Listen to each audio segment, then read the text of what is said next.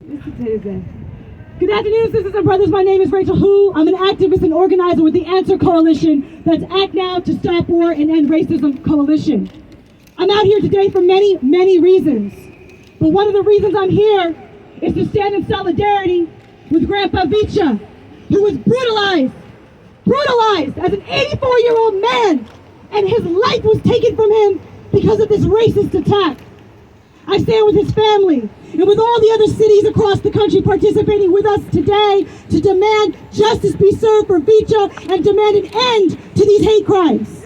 Yes. And I'm also here today because I am a proud Southeast Asian American.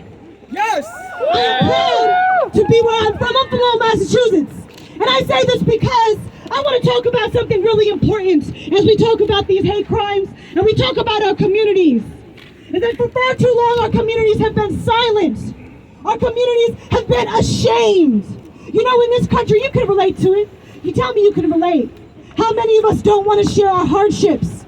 We don't want to share the shame that we feel because we can't put food on the table for our families.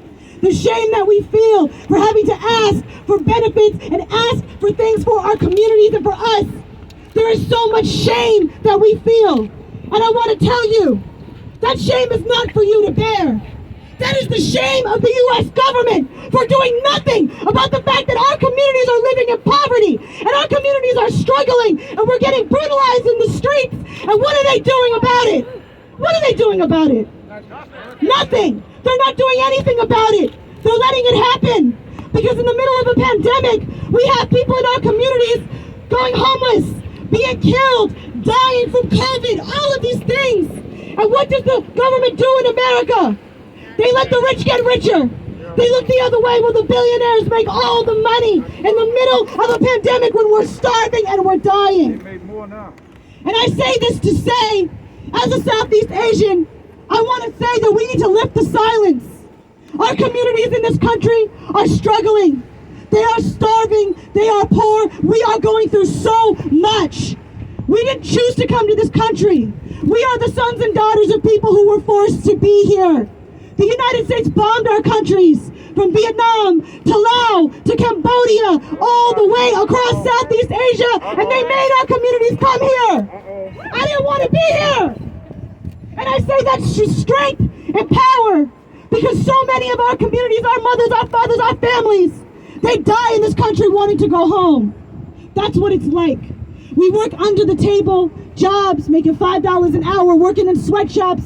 That's what my community did, working in sweatshops, literally making bags for Walmart in the richest country in the world. And so, we have a moment of silence I want to get to before I get to everything else I want to say. But I say this because I ask everybody here, will you be silent? No! Will you be silent? No! Are you going to stay silent? No! You're not. And are you cold? Yes! But are you tired? No! I'm not tired.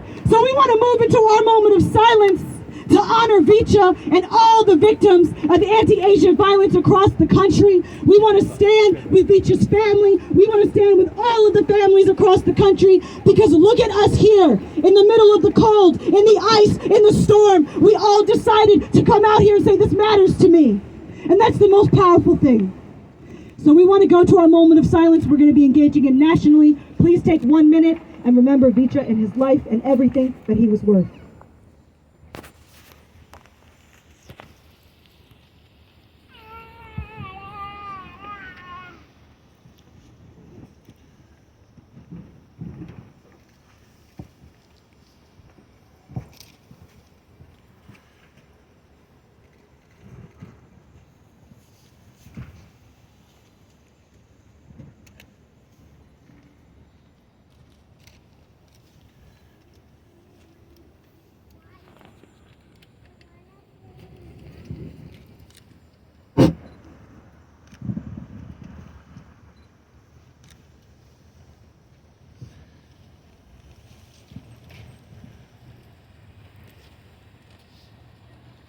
It's been 1 minute.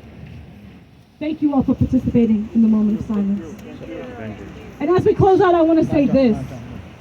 Southeast Asian people in this country, what we struggle with what we're going through, it's by design. They wanted to disappear us. They put us in the poorest communities in this country. We're suffering from police brutality. We're suffering from deportation. We're suffering from poverty. And it's by design. Just like when we think about why the anti-Asian hate crimes are happening now, it's by design. It's not by accident. It's because we see a non-stop propaganda in the media calling us the enemy. It doesn't even matter if you're not Chinese. What matters is you're Asian, and that means that you're a menacing other. You're enemy number one. You know that we've been called the enemy since we've been in this country. They're saying that we're spies. You know, in 2018, the FBI and the United States federal government, they worked together. The department worked together. They worked together to actually go out and claim that Chinese Americans are spies. Our communities are already in the shadows. We don't need them to be more and more afraid. And so when we talk about anti-Asian violence, we have to name the fact that we are literally being brutalized in the streets because of racist propaganda. And I'm going to wrap this up because I think this is very important that we say this. This massive spike in hate crimes is absolutely a result of the U.S. foreign policy and all that we see against China, because they treat us like we're the enemy, like they did in World War II during Japanese internment, like they did before. So I will wrap. You know I have this feeling, so I want to end on this. I want you to say this with me. I am proud to be Asian American. I will stand up.